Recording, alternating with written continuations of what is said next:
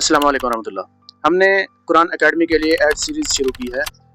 सबसे पहले हम ऐड चलाया करते हैं एंगेजमेंट का, कि जिससे हमारे पेज की जो है वो ग्रोथ होती है, कि आने वाला कस्टमर, आने वाला स्टूडेंट हमारे पेज को देखकर ये समझ जाता है कि ये बंदा रियल है, ऑथेंटिक है। तो इसलिए हमें पेज के लिए ऐड चलाना पड़ते हैं। अपनी पेज की हेल्थ को जो है ग्रो करना पड़ता है, पेज की ऊपर फॉलोवर्स उनको बढ़ाना पड़ता है, ताकि आने वाला कस्टमर जो है वो हमारे पेज को देखकर हम पर ट्रस्ट कर सके। दूसरे नंबर पर होता है स्टूडेंट ऐड, कि हमने स्टूडेंट के लिए ऐड कैसे चलाना है।